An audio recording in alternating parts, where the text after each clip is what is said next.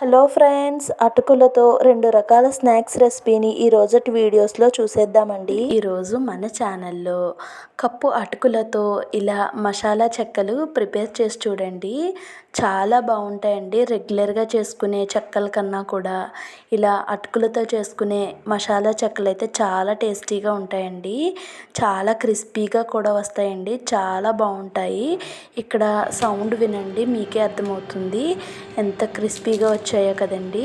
అస్సలు నూనె కూడా పీల్చుకోవండి, చాలా బాగుంటాయి. ఇక ప్రాసెస్ చూసేద్దాం. దానికోసం నేను ఇక్కడ ఒక కప్పుతో 1 కప్పు అటుకులు తీసుకున్నానండి. ఇక్కడ నేను కొంచెం లావుగా ఉన్న అటుకులు తీసుకున్నాను. వాటిని కొంచెం వాటర్ వేసుకొని శుభ్రంగా క్లీన్ చేసేసుకున్నానండి. చూడండి, ఈ విధంగా క్లీన్ చేసుకొని ఆ అటుకులు ములిగే వరకు వాటర్ వేసుకొని మూత పెట్టి ఒక 5 నిమిషాల పాటు పక్కన పెట్టేసుకున్నానండి. ఇప్పుడు నెక్స్ట్ ప్రాసెస్ చేసేసుకుందాము. దానికోసం నేను ఇక్కడ స్టవ్ వెలిగించి ఒక పాన్ పెట్టుకొని దీంట్లోకి 2 టేబుల్ స్పూన్ల ఆయిల్ అయితే వేస్తున్నానండి. చూడండి, 2 టేబుల్ స్పూన్ల ఆయిల్ వేసిన తర్వాత ఆయిల్ కొంచెం హీట్ అయిన తర్వాత 1 స్పూన్ జీలకర్ర, 1 స్పూన్ రెడ్ చిల్లీ ఫ్లేక్స్ అండి. తర్వాత మంచి కలర్ కోసం కొంచెం పసుపు అండ్ అలానే 1 టేబుల్ స్పూన్ అయితే నువ్వులు వేసాను. తర్వాత ఇంగువ ఉంటుంది కదండి, కొంచెం ఇంగువ వేసుకున్నానండి. ఇంగువ వేసుకోవటం వల్ల చాలా మంచి టేస్ట్ ఉంటుందండి. ఇంగువ అనేది స్కిప్ చేయకుండా వేసుకోండి. తర్వాత ఇవన్నీ కలిసే విధంగా ఒకసారి బాగా ఫ్రై చేసుకోవాలండి. ఇవి ఫ్రై అయిన తర్వాత మనకి మంచి స్మెల్ అనేది వస్తుందండి. తర్వాత ఒక చిన్న కప్తో 1 కప్పుడు శనగపిండి వేసుకుంటున్నానండి. మనం పెద్ద కప్తో అటుకులు వేసుకున్నాము, అందులో హాఫ్ క్వాంటిటీ శనగపిండి వేసుకున్నానండి. చూడండి, శనగపిండి ఈ ఆయిల్లో పచ్చివాసన పోయే వరకు ఫ్రై చేసుకోవాలండి. చూడండి, ఈ విధంగా మంచిగా ఫ్రై చేసుకున్న తర్వాత మనం ఏ కప్తో అయితే శనగపిండి తీసుకున్నామో అదే కప్తో 1 కప్పు బియ్యం పిండి వేసుకుంటున్నానండి. ఈ బియ్యం పిండి కూడా ఈ మసాలా ఇంకా శనగపిండిలో కలిసే విధంగా బాగా కలిపేసుకొని ఇక్కడ స్టవ్ ఆఫ్ చేసుకుంటున్నానండి. ఇప్పుడు మనం తీసుకున్న అటుకులు చూడండి, మెత్తగా అయితే నానిపోనియండి. మీరు ఇలా లావు అటుకులు లేవు, సన్నగా ఉన్నవి చేసుకుందాం అనుకుంటే వాటినైతే ఎంతసేపు నానబెట్టే పని ఉండదండి, ఎందుకంటే అవి త్వరగానే నానిపోతాయి. ఇప్పుడు వీటిని పిండేసుకొని ఒక ప్లేట్లోకి తీసుకున్నానండి. ఇప్పుడు వెడల్పుగా ఉన్న ఒక బౌల్లోకి తీసుకున్నాను, మనకి కలుపుకోవడానికి వీలుగా ఉంటుందని. వాటిని మెత్తగా అయితే చేసేసుకుంటున్నానండి. చూడండి, ఇలా పేస్ట్లా అయితే ప్రిపేర్ చేసుకున్నాను అటుకుల్ని. ఇప్పుడు మనం ఫ్రై చేసుకున్న మసాలా ఇంకా శనగపిండి మిశ్రమం ఉంది కదండి, దాన్ని ఈ అటుకుల మిశ్రమంలోకి వేసేసుకుంటున్నాను. ఇప్పుడు మనం ఇందులోకి టేస్ట్కి సరిపడా సాల్ట్ వేసుకోవాలండి. ఇక్కడ మనం సాల్ట్ అనేది ఇప్పుడే వేసుకుంటున్నాం కాబట్టి సరిపడినంత వేసుకోండి. తర్వాత 1/2 టేబుల్ స్పూన్ మిరియాల పొడి వేసానండి. తర్వాత తరిగిన కరివేపాకు అండ్ అలానే కొత్తిమీర కూడా వేసుకున్నానండి. వేసుకొని ఈ అటుకులు, శనగపిండి ఇంకా మనం తర్వాత వేసిన సాల్ట్ ఇవన్నీ కలిసే విధంగా బాగా కలుపుకోవాలండి. కలుపుకొని వాటర్ పడవు అనుకుంటే మీరు అలానే చపాతీ ముద్దలా చేసుకోండి. నాకైతే ఇక్కడ కొంచెం వాటర్ పడుతున్నాయండి. వాటర్ వేసుకునేటప్పుడు చూసుకొని జాగ్రత్తగా వేసుకోండి, పిండి పలచగా అయిపోతుంది. ఇప్పుడు చూడండి, ఈ విధంగా మనం చపాతీ ముద్దలు అయితే ప్రిపేర్ చేసేసుకున్నాను. ఒకవేళ చేతికి అంటుకుంటుంది అనుకుంటే ఆయిల్ని రాసుకొని మీరు బాల్స్లా చేసుకోండి.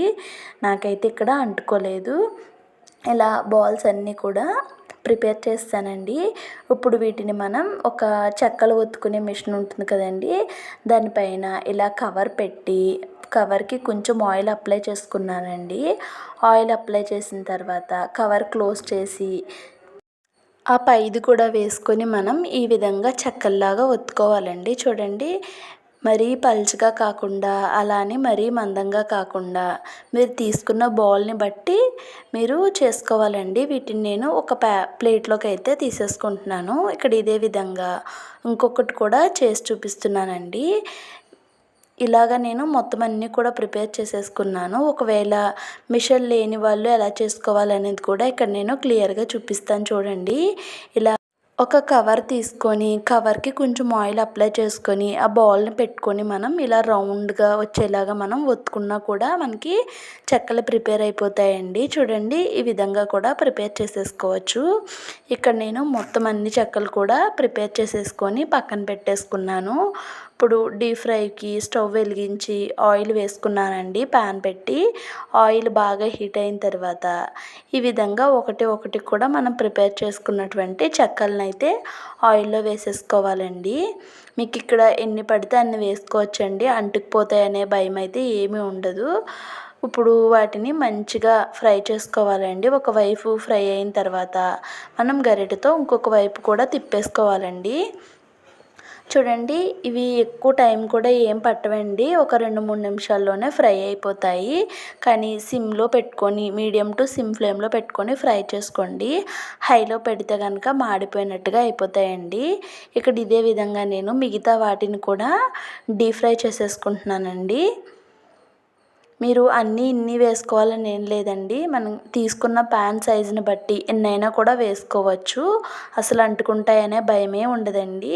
చూడండి, ఒక్కసారి ఇలా అటుకులతో చెక్కల్ని ప్రిపేర్ చేసుకోండి. నార్మల్ చెక్కల్లానే ఉంటాయండి. అసలు అటుకులు చెక్కలని వాళ్ళకి తెలియదు. ఇక్కడ సౌండ్ వింటుంటే మీకే అర్థమవుతుంది అనుకుంటున్నానండి. చాలా క్రిస్పీగా ఉన్నాయి కదండి. కేవలం కప్పు అటుకులతో ఇన్స్టెంట్గా 10 నిమిషాల్లో ఈజీగా పిల్లలకి స్నాక్స్ ప్రిపేర్ చేసుకోవచ్చండి. ఇవి నెల రోజుల పాటు నిల్వ ఉంటాయండి. అటుకులతో నెల రోజులు నిల్వ ఉండేలా ఈ స్నాక్స్ని ఎలా ప్రిపేర్ చేసుకోవాలో ఈ వీడియోలో చూసేద్దామండి. అంతకంటే ముందుగా ఫస్ట్ టైం ఛానల్ని వాచ్ చేస్తున్న వాళ్ళు ప్లీజ్ సబ్స్క్రైబ్ చేసుకొని సపోర్ట్ చేయండి ఫ్రెండ్స్.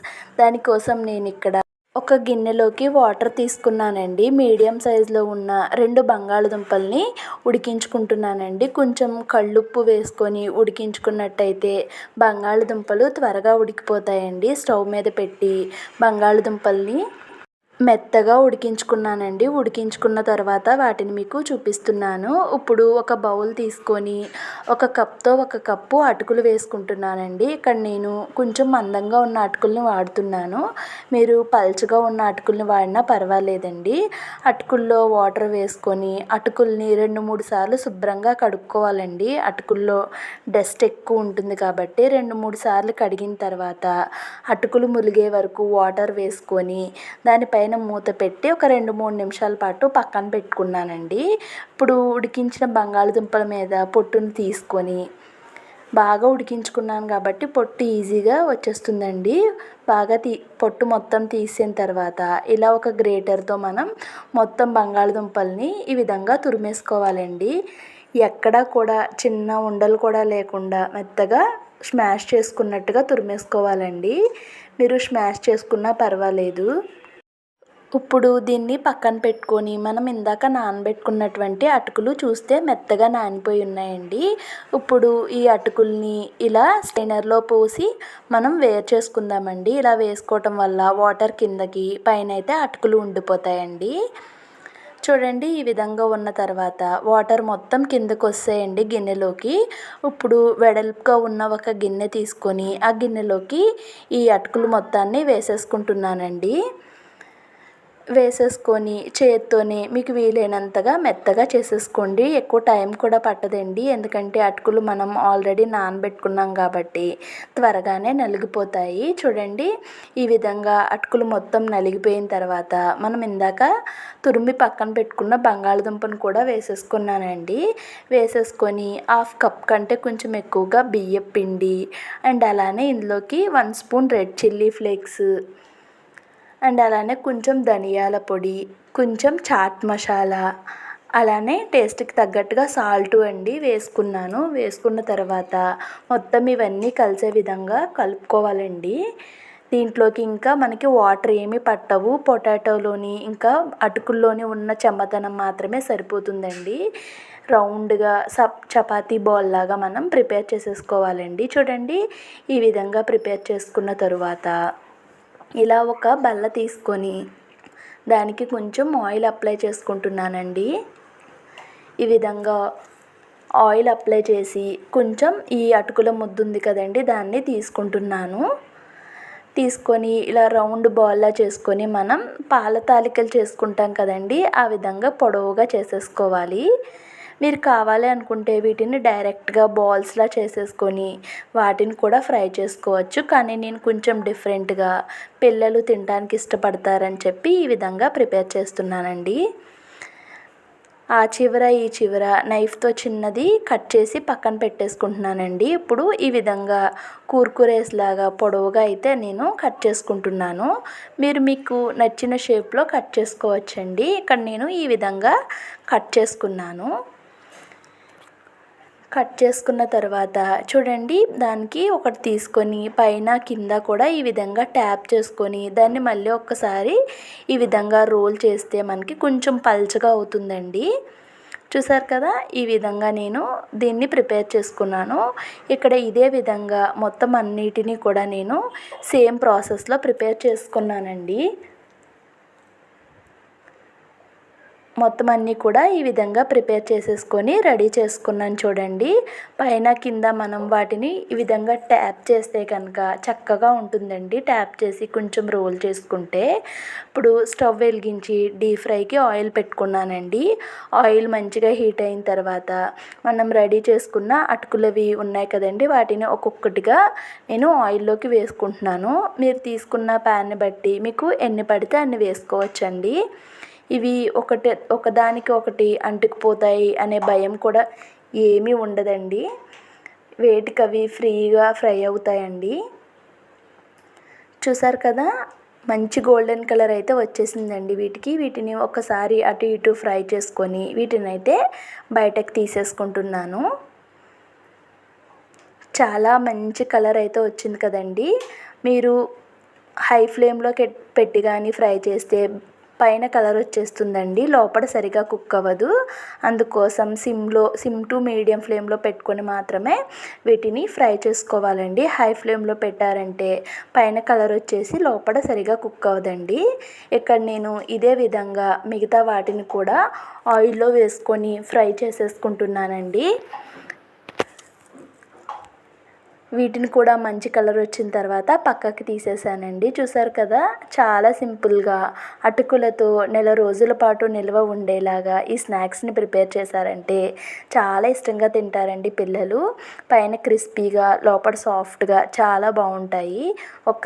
మీరు కూడా అటుకులతో ఈ 2 రకాల స్నాక్స్ రెసిపీని ట్రై చేసి మీకు ఎలా కుదిరిందో కామెంట్స్లో షేర్ చేసుకోండి. అండ్ అలానే ఈ వీడియో కనుక నచ్చితే లైక్ చేసి ఛానల్ని సబ్స్క్రైబ్ చేసుకోండి.